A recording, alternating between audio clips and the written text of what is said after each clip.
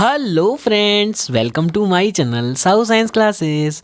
तो फ्रेंड्स, आज की वीडियो क्लास 10th यानी कि कक्षा 10th विज्ञान यानी कि साइंस वालों के लिए होने वाली है और बहुत ही ज़्यादा इम्पॉर्टेंट होने वाली है। जी हाँ, हाई स्कूल वाले बच्चों ध्यान से इस वीडियो को देखिएगा क्योंकि इसमें साइंस के मोस्ट इम्पॉर्टेंट टॉपिक्स मैं आपको लिखवाने वाला हूँ। एक कॉपी और एक पेन लेके बैठिएगा और जो मैं टॉपिक आपको चैप्टर वाइज बताता जा रहा हूँ उसको नोट करते जाइएगा क्योंकि सबसे पहले आपको इसी को प्रिपेयर करना है। ठीक है, तो वीडियो को एंड तक देखिएगा क्योंकि पूरी साइंस के जो भी मोस्ट इम्पॉर्टेंट आपके पेपर में आने के सबसे ज़्यादा चांसेस हैं कब 2024 के आपके बोर्ड एग्ज़ाम में।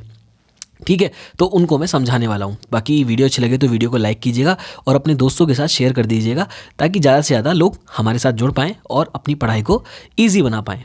तो देखिए, सबसे पहला हम स्टार्ट करते हैं वीडियो को।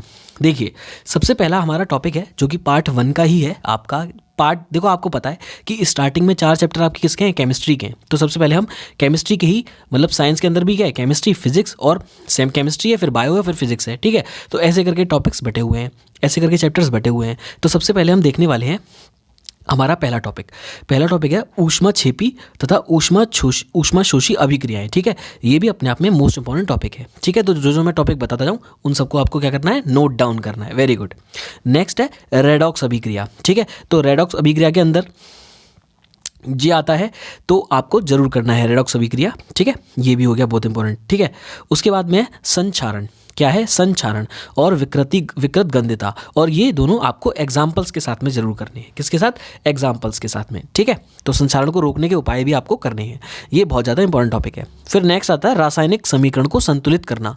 तो ये संतुलित करना की वीडियो तो हमारे चैनल पर भी डली हुई है, तो आप उसको भी जाके देख सकते हैं। ठीक है, रासायनिक समीकरणों को संतुलित करना है ना, आपको रिएक्शन दी जाएगी और आपको बैलेंस करने के लिए बोला जाएगा। ठीक है, अगर आप साइंस पढ़ रहे हैं तो आपको पता होगा कि ये कौन सा टॉपिक है। ठीक है, नेक्स्ट है अम्ल तथा क्षार तथा गुण। आपको अम्ल और क्षार के बारे में पता होना चाहिए, उनकी डेफिनेशन पता होनी चाहिए, उनके गुण पता होना चाहिए। ठीक है, इसमें इसके प्रकार भी हैं, तो प्रकार भी पता होना चाहिए। प्रबल अम्ल, दुर्बल अम्ल, है ना, प्रबल क्षार, दुर्बल क्षार, और उनके गुण भी आपको पता होने चाहिए। फिर आता है मोस्ट इंपॉर्टेंट पीएच मान और तथा दैनिक जीवन में पीएच का महत्व। ये बहुत ज़्यादा इंपॉर्टेंट है। ठीक है, दैनिक जीवन में पीएच का महत्व लगभग हर साल पूछा जाता है, तो इसको जरूर कर लीजिएगा। ठीक है, उसके बाद देखते हैं सूचक तथा प्रकार, है ना, इंडिकेटर्स, है ना, तथा उसके प्रकार, तो ये भी आता है।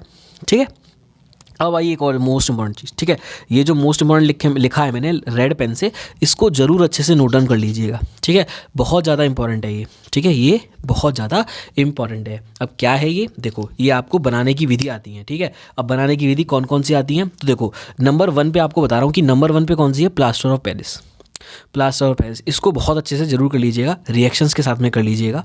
ठीक है, बाकी मैं अपने चैनल पे डाल दूंगा।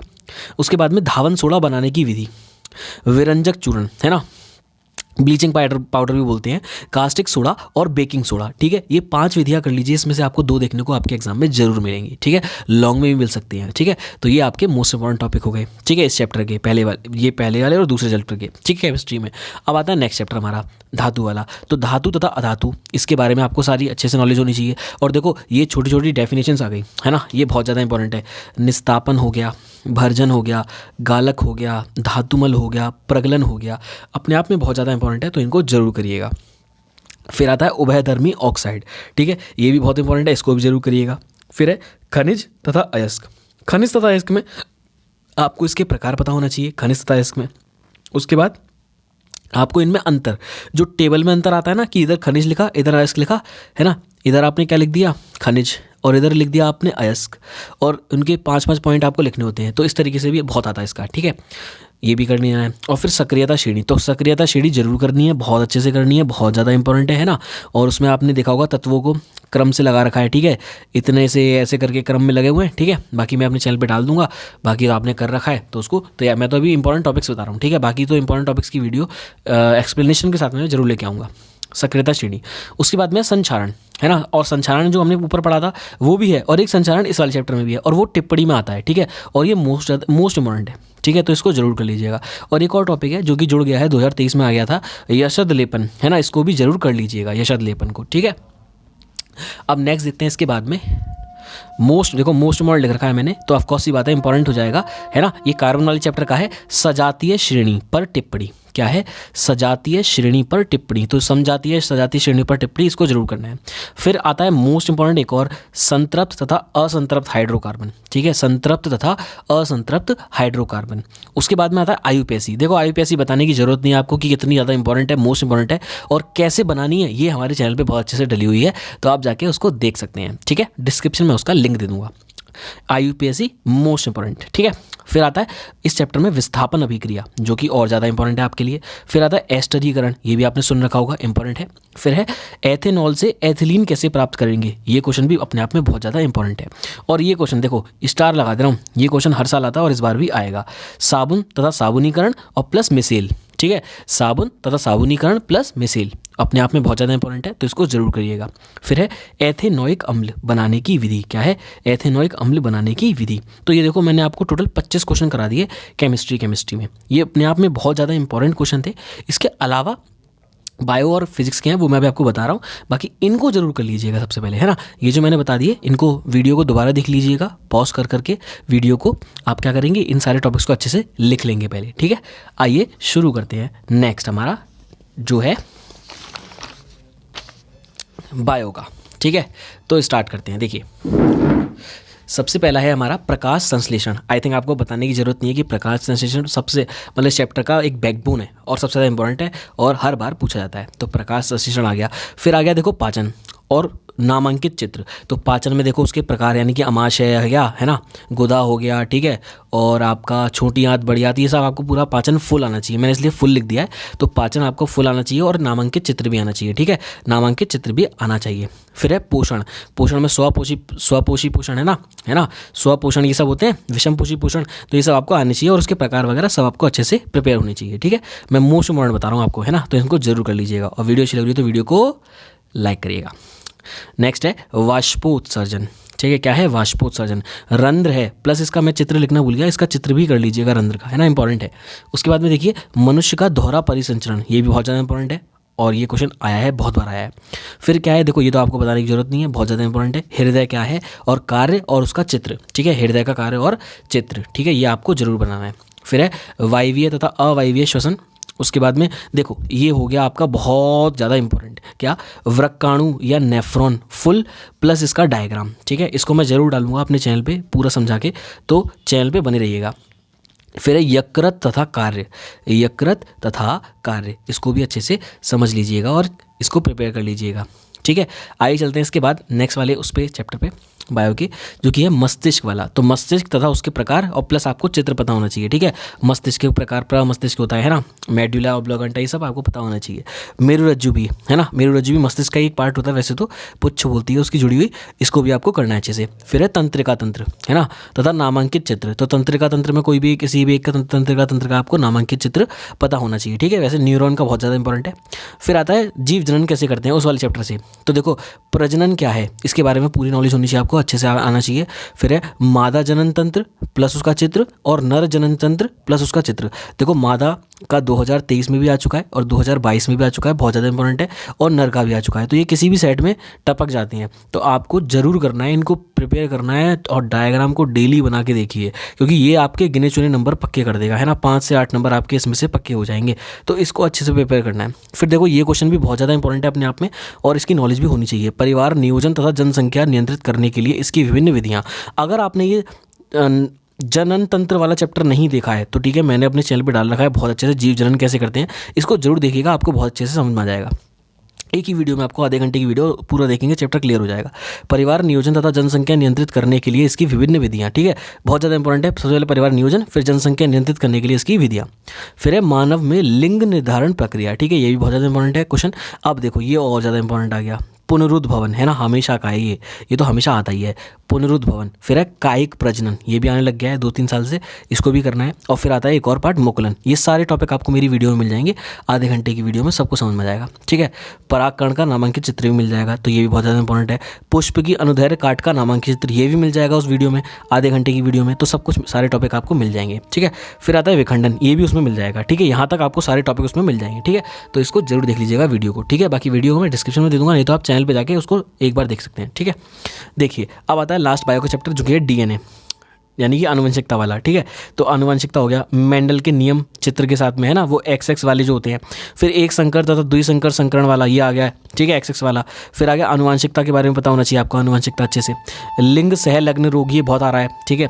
मेंडल के नियम, उसके उदाहरण व उसका प्रयोग तो आपको भी पता होना चाहिए। मेंडल का प्रयोग तो आपको पता है कि बहुत ज़्यादा इंपॉर्टेंट, उसने जो मटर के पौधे के साथ प्रयोग किया था वो आपको जरूर पता होना चाहिए। फिर है समयुग्मजी तथा विषम युग्मजी, ठीक है। ये बायो की मैंने आपको 31 क्वेश्चन अब तक इंपॉर्टेंट बता दिए, ठीक है। तो इनको बहुत अच्छे से प्रिपेयर कीजिएगा, क्योंकि पेपर में ये क्वेश्चन बहुत ज़्यादा आपके लिए, मतलब ये क्वेश्चन जो मैं आपको बता रहा हूँ 90% प्लस है ना, 90% प्लस इसी में से सब आएगा, ठीक है। अब नेक्स्ट देखते हैं। नेक्स्ट हमारा फिजिक्स का पार्ट आ जाता है, ठीक है, जो कि हमारा बहुत ज़्यादा फेवरेट है। तो देखिए सबसे पहला फिजिक्स के पार्ट में है प्रकाश का परावर्तन तथा उसके नियम। फिर है अवतल दर्पण द्वारा प्रतिबिंब का बनना, और 6 प्रकार से, आपको पता है 6 प्रकार से अवतल प्रतिबिंब का बनना है। और किरण आरेख खींचने के लिए पेपर में आता है, तो कोई भी 6 प्रकार से आ सकता है, उसको जरूर कर लीजिएगा। वह अवतल तथा उत्तल दर्पण तथा उसके उपयोग, वह अवतल दर्पण आपको पता होना चाहिए, उत्तल दर्पण पता होना चाहिए, और उसके उपयोग भी आपको पता होना चाहिए।